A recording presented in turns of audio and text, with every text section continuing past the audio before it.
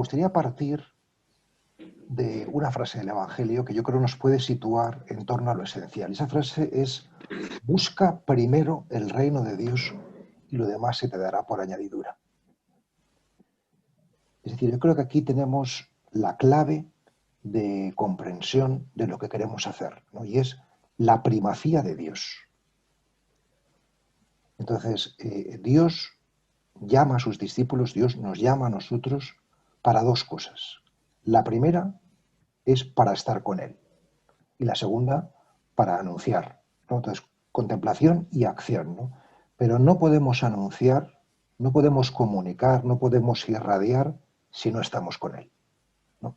Y con esto ya os digo todo, ¿no? Y es que lo esencial para nosotros es estar con Él, ¿no? Es decir, eh, esto por una parte, ¿no? O sea, por la otra, eh, Jesús no habla simplemente de Dios, sino que habla del reino de Dios, ¿no?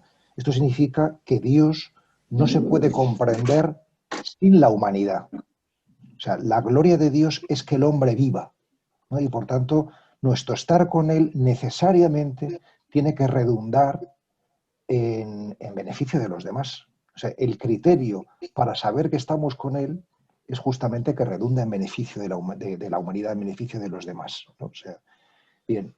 Y esto significa que el cristianismo no es simplemente un humanismo, porque dice primero Dios, ¿no? Y de ahí, y luego el reino, es decir, los otros, ¿no? O sea, no es solo un humanismo, pero también es un humanismo, ¿no? Es decir, que todo lo que estamos haciendo es para que la humanidad, aunque sea de manera muy modesta, evidentemente, ¿no? Pero para que la humanidad viva en plenitud. O sea que nuestro punto de mira no es simplemente Amigos del Desierto o no es simplemente la Iglesia, sino es la humanidad, ¿no? Yo creo que es muy importante tener la mirada muy lejos, o sea, la humanidad entera, ¿no? O sea, y al mismo tiempo muy cerca, ¿no? El paso que tengo que dar yo es sentarme, o sea, tan concreto y al mismo tiempo tan universal, ¿no? O sea, bien, esto vaya como pórtico de entrada a lo que quiero deciros, ¿no? Lo que quiero deciros, y que entraríamos ahora, ¿no? O sea, es algo que he dicho muchas veces en muchos contextos, pero ahora me gustaría aplicarlo de manera lo más concreta posible a nuestros seminarios de silencio, ¿no? Entonces, ¿qué es importante para Amigos del Desierto y cómo lo podemos vivir nosotros en nuestros seminarios de silencio? Este sería el tema de esta pequeña charlita, ¿no? Entonces, ¿qué es importante para nosotros? Pues claramente el desierto y la amistad. Estas serían las dos palabras fundamentales. Luego hay otras cuantas palabras más, pero estas serían las fundamentales, ¿no? O sea, ¿qué significa desierto? Pues desierto significa que nosotros hemos recibido un regalo. Y ese regalo es una práctica. O sea, no es una teoría, no es una idea, sino que es la práctica de sentarse. O sea, cuando nosotros hacemos eso, estamos poniendo en práctica el desierto, ¿no? La meditación, si queréis llamarlo así, ¿no? Y por tanto, si no meditamos diariamente, si no ponemos esta práctica en práctica, nunca mejor dicho, pues todo lo demás cae por su propio peso, es decir, no se sostiene, ¿no? Entonces, toda la estructura, todos los seminarios, los foros, las organizaciones, todo eso no vale para nada si no está sustentado con nuestra práctica, o sea, con la nuestra, con la de nosotros animadores de seminario, con la nuestra en concreto, ¿no? Bien, esto por una parte, ¿no? Y por la otra, la amistad, ¿no? Es decir, que os lo he dicho antes, ¿no? Que el tesoro de la interioridad se verifica en la exterioridad. O sea, si esto no nos hace ser más amorosos, más indulgentes, más comprensivos, más flexibles, más virtuosos, más pacíficos, entonces no lo estamos haciendo bien, ¿no? Entonces ahí tenemos el criterio para verificar, ¿no? Me siento más benévolo, más atento, más comprensivo, ¿no? Bueno, pues esto es lo que llamamos amistad, ¿no? O sea, interioridad y exterioridad, inspirar y expirar, ¿no? No se trata de generar aquí ninguna aristocracia interior, como he dicho muchas veces, sino de tener entrañas de carne, de misericordia, ser personas de verdad, ¿no? O sea, o si queréis dicho de otra manera, ¿no? La paz del mundo se construye a partir de la paz en los corazones. Es decir, tú pon en paz tu corazón y eso ya verás cómo es una contribución a la paz del mundo, ¿no? Bien. ¿Cómo traduzco todo esto, que son grandes principios o grandes ideales, la base, ¿no?, de Amigos del Desierto, en nuestros seminarios de silencio? Pues nuestros seminarios de silencio deben ser espacios donde el silencio se salvaguarde y se cuide muchísimo. O sea, que ya solamente entrar en nuestros espacios de silencio, pues sea algo que llame la atención por lo silencioso que es. O sea, yo sé que hay seminarios que lo están viviendo así, pero también sé que hay otros que no, ¿no? Entonces, claro, esto es prioritario, ¿no? Esto por una parte, ¿no? O sea, decir, que sean contextos realmente silenciosos, ¿no? Y por otra parte, la amistad, ¿no? Yo creo que es muy importante, es muy bonito y muy necesario que al acabar el seminario, en la medida en que se pueda, bueno, ahora casi nada es presencial, pero que haya también lo que en algún lugar se llamaba la tercera sentada, ¿no? Y es el encuentro con los otros, ¿no? En Madrid pues nos quedábamos a tomar unas cervezas, ese momento de confraternizar y de encontrarse con el otro, pues también es importante, ¿no?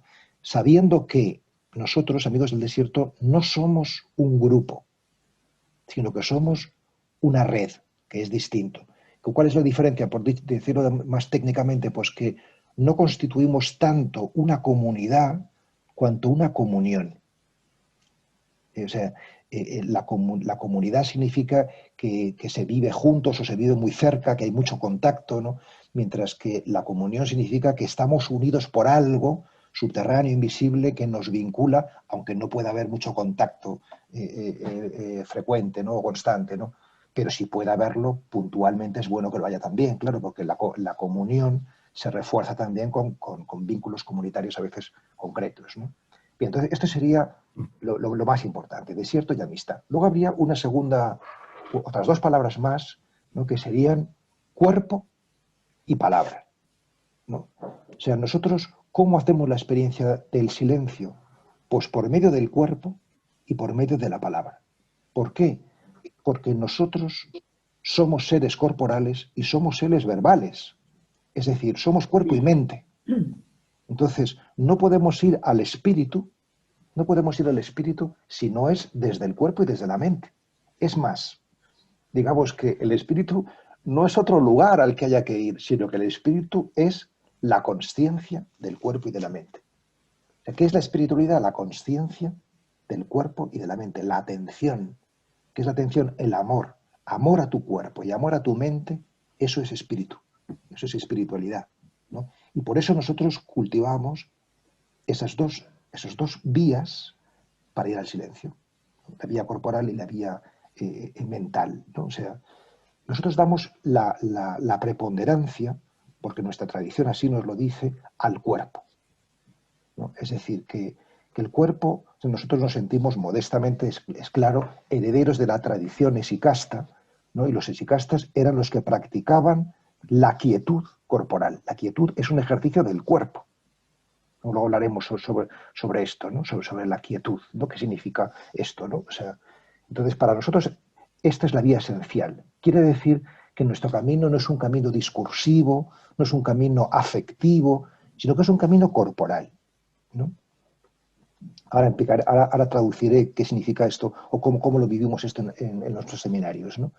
Y también es un camino verbal en el sentido de que silencio y palabra son las dos caras de la misma moneda, ¿no? O si queréis, de manera más sencilla, hacemos silencio para escuchar. ¿Qué escuchamos?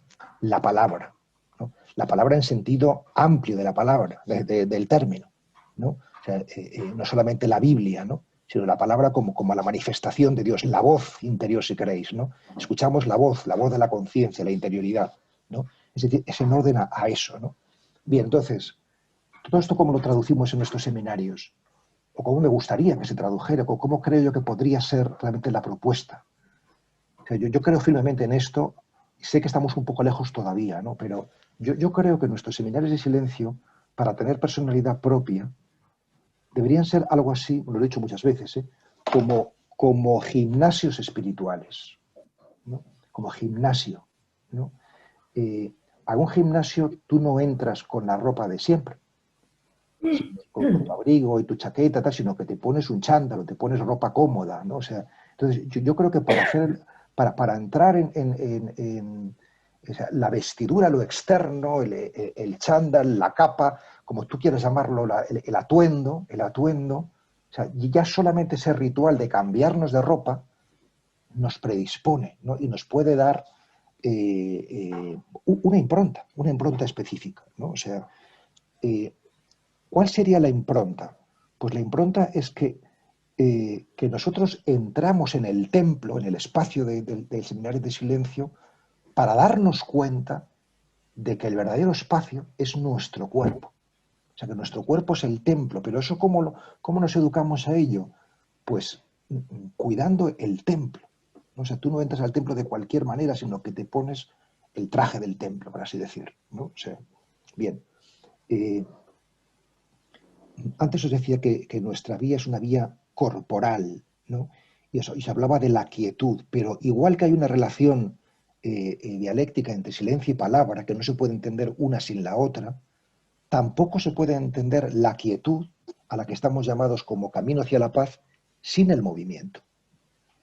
Es decir, esto es muy bonito, ¿no? O sea, es decir, tú aprendes a estar quieto cuando antes te has movido. Si el cuerpo pide movimiento. Si no le das movimiento, la quietud es una quietud desasosegada, no sé, es una quietud artificial, es una quietud impostada que nos cuesta. Pero si tú te mueves, luego el cuerpo se aquieta de manera natural. Entonces, igual que palabra silencio, quietud y movimiento, ¿no? O sea, decir, entonces ahí, bueno, pues tenemos que poner en práctica pues, alguna tabla, ¿no? Que nos haga, pues, hacer un ejercicio espiritual corporal, ¿no? ¿Esto cómo se hace? Pues realmente la espiritualidad del movimiento simplemente es poner conciencia en el movimiento, ¿no? ¿Y cómo ponemos conciencia? Fundamentalmente poniendo ahí la respiración, poniendo en esa parte del cuerpo que estás moviendo la respiración, ¿no? O sea, eh, yo lo que veo, o sea, no quiero ser crítico ni mucho menos, al contrario, estoy súper contento de todo lo que estamos haciendo porque estamos haciendo cosas preciosas, pero yo lo que veo es que hacemos una yuxtaposición, un poquito de movimiento, de pronto el silencio y de pronto la palabra, están como compartimentadas, ¿no? Como separadas, y en cambio lo ideal sería que realmente una cosa te lleve a la otra, ¿no? Que el cuerpo te lleve al silencio, el silencio te lleve a la palabra y la palabra otra vez al silencio. Es decir, que todo el seminario fuese un acto ritual, ¿no? Que hay esta sucesión de una cosa a la otra, no están tan yuxtapuestas, sino más integradas, ¿no? Bueno, esto por lo que se refiere al cuerpo. Lo que se refiere a la palabra, claro, ¿qué es lo importante? Pues lo importante es que es una maravilla, de verdad. O sea, lo importante es que tú eres la palabra que Dios te da. O sea, siempre pensamos que la palabra es una cosa de fuera. ¿Qué va? Tú eres la palabra. Tú eres la palabra, ¿no? Entonces, escuchas la palabra de Dios, escuchas otras palabras para escuchar la palabra que tú eres. Esta es la cosa. Es decir, que no es una palabra de fuera. Es que me emociono solamente con decirlo, ¿no? Porque es que estamos muy despistados, ¿no? con este asunto, ¿no? Es decir, que, bueno, ya lo he dicho, no voy a abundar, ¿no? Entonces, por una parte esto, ¿no? O sea, tú eres la palabra, pero claro, la palabra no eres solamente tú, también el otro es palabra de Dios, ¿no? También a través del otro habla Dios, habla por su medio, ¿no? Y entonces, por eso, como Dios habla a través de ti y a través del otro, hemos de aprender a escuchar nuestra palabra y la palabra del otro, ¿no? Y entonces, por una parte, hemos de hablar, es decir, contar lo propio, y por otra parte, tenemos que escuchar lo ajeno, ¿no? ¿Qué puedo decir de hablar en los seminarios, en las tríadas, ¿no? Pues, ¿qué hemos de hablar? Pues solamente hemos de poner en común la perla, es decir, lo más valioso que tú tengas. O sea, no des anécdotas, no des aledaños, no des circunstancias. Intenta dar nada más lo esencial. Y lo esencial siempre es experiencial, nunca es teórico. Y para que la perla que vas a dar llegue, hay dos claves fundamentales. Y es que sea breve y sencilla. O sea, si tú dices algo sencillo, que nace del corazón, brevemente, por fuerza, haces diana en el corazón de tu interlocutor. Entonces, esto es lo que hemos de alguna manera, vigilar, acompañar, para que en las tríadas sea así. O sea, no te enrolles, no des opiniones, no se trata de eso, ¿no? Sino es una comunicación espiritual. O sea, eso por lo que se refiere al hablar. Y al escuchar, ¿qué significa? Significa, yo lo he dicho millones de veces, ¿no? No cargar intelectual ni emocionalmente lo que se nos da. No poner lo propio, sino recibirlo en pureza, sin juzgar, sin juzgar, ¿no? Es decir, no es simplemente que el otro tenga derecho a ser como es, sino que está muy bien que sea así. Está muy bien que sea así. Aunque a ti no te guste o no vaya con tu sensibilidad. No, es ese modo en que él es su mejor modo en este momento para llegar a ser quien tiene que ser. Entonces, eso es lo que hemos de aprender. O sea, no tenemos que llevar el ascua a nuestra sardina a nuestra ascua, ¿no? Sino que tenemos que aprender que el otro es legítimo que sea así y es bueno. O sea, no tiene que convertirse el otro, tienes que convertirte tú. Esta es la cosa. Esto es el milagro, ¿no? O sea, bueno, ¿y esto qué significa? Significa que el trabajo de la palabra que hacemos en las tríadas es para que tú creas en la autonomía del otro. ¿Qué significa creer en la autonomía? Significa creer que todos, hasta los más degenerados o devaluados humanamente, tienen la capacidad para comprenderse y para curarse. Todos tenemos la capacidad para conocernos y para mejorar. Y si crecemos en eso, estamos haciendo una comunicación contemplativa. Porque esta es la cuestión, ¿eh? O sea, no nos juntamos en los seminarios solamente para meditar, es decir, para hablar con Dios y con nosotros mismos, sino también para contemplar al otro. Por eso hay palabra. Contemplamos a Dios y contemplamos al hermano. Fijaros que esto es la bomba, ¿no? O sea, bueno, me estoy alargando un poco. Otras palabras muy importantes, además de desierto, amistad, cuerpo y palabra, son unidad y pluralidad, ¿no? Por eso nos preside siempre, siempre el icono de Rublev, que es justamente, como sabéis de sobra, el símbolo de la unidad en la diversidad. Eh, es decir, el icono no es un motivo decorativo, qué bonito queda aquí el icono, no es para decorar, sino que es un símbolo. ¿Qué significa símbolo? La palabra símbolo significa que nos une. Esa imagen nos une, ¿no? Nos une a Dios, simboliza a Dios, la Trinidad, nos une a nosotros, nos simboliza a nosotros.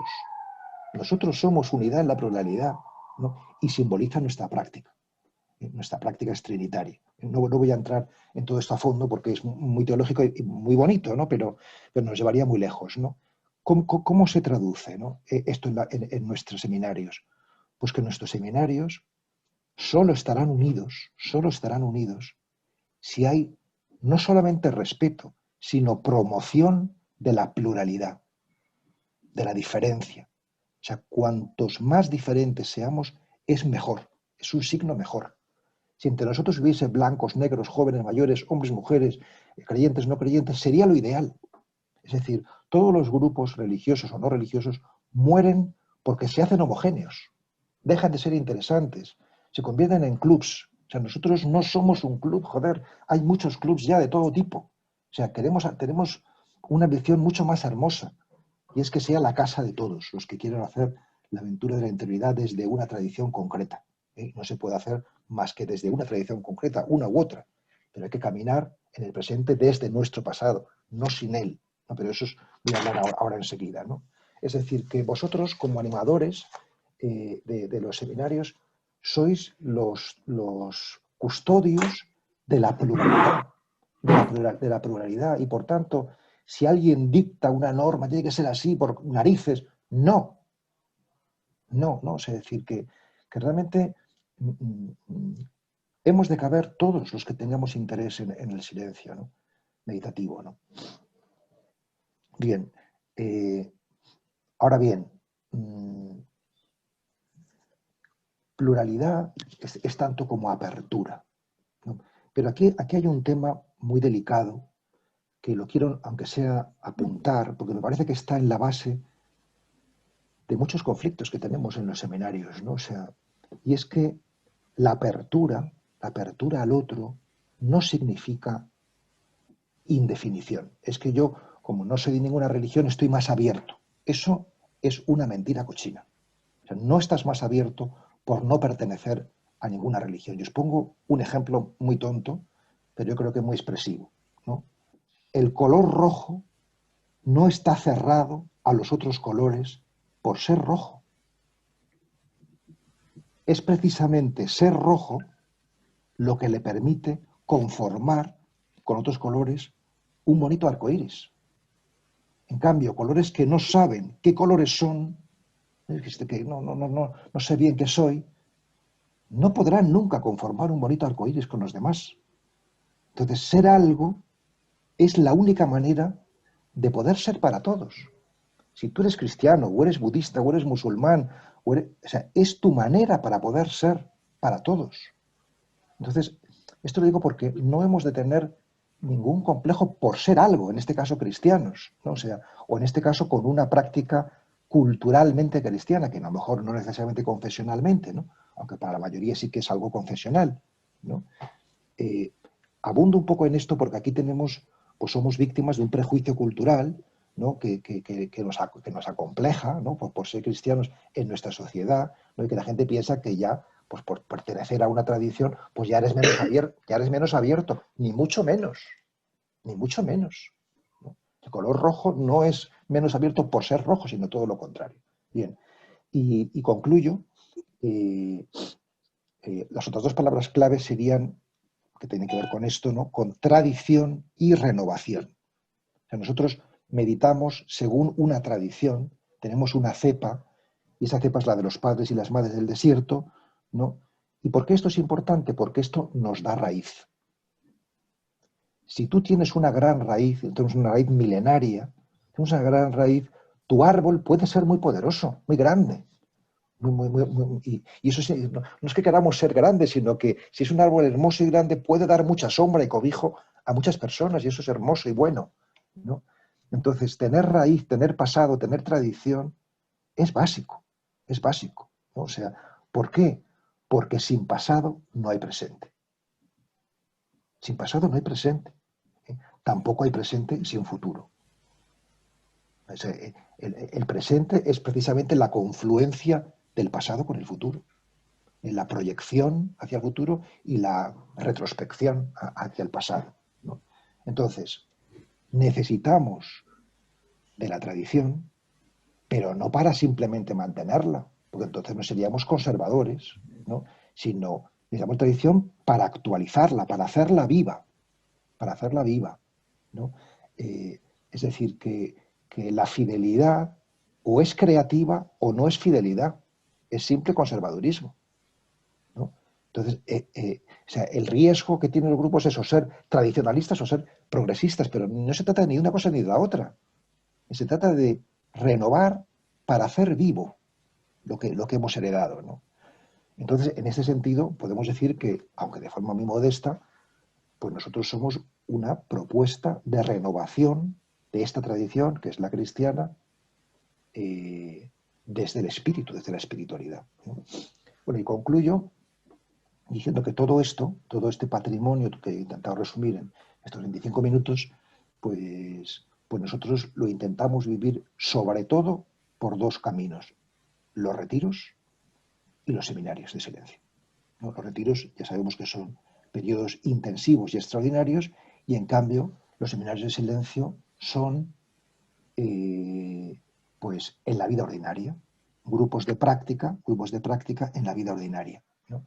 Creo que es muy bonito si nosotros sabemos que seminario significa semillero. Semillero, sí, semilla, ¿no? O sea, entonces, ¿qué hacemos cuando vamos a un seminario? Plantamos semillas. ¿Dónde? En nuestro terreno interior. Es decir, que igual que tú cuidas pues, tus plantas o cuidas tu vestuario, cuidas tus cosas, pues también cuidas el alma, ¿no? Como en el seminario, poniendo las semillas, ¿no? O sea, entonces, ese terreno que somos lo hemos de cultivar personalmente, sustentada diaria cada uno, pero también junto con los demás. ¿Por qué? Porque quien deja de meditar con los otros, antes o después, deja también de meditar él, ¿no? ¿Por qué? ¿Por qué deja de meditar uno si no lo hace con otros? Porque si vas por el desierto tú solo, si vas por el desierto tú solo, es muy probable que te mueras de sed o que te pierdas. Mientras que si va una caravana, ¿eh? Como ahora que somos 37, no, si vamos la caravana de 37, pues es más difícil, porque siempre habrá alguien que diga, oye, por aquí no, nos hemos perdido, que esto no, ¿no? Es decir, entonces, digamos, esa importancia de los demás nos da, nos da cuerpo, nos da tierra, nos da humildad, ¿no?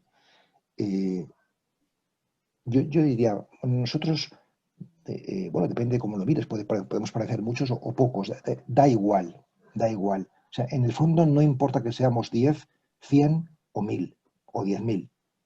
No importa. O sea, eso no depende de nosotros. O sea, eso no depende. O sea, nuestra mirada no tiene que estar puesta en el número, sino en la calidad. Es decir, tú despreocúpate de que si somos 1000 o 2000. Tú, que lo que hagamos sea hermoso, sea cuidado y sea auténtico. Entonces, tú cuida a tu niño, y cuando sea mayor, si tú lo has cuidado bien, pues dará frutos. Entonces, no te preocupes ahora por los frutos, preocúpate de cuidar a tu niño.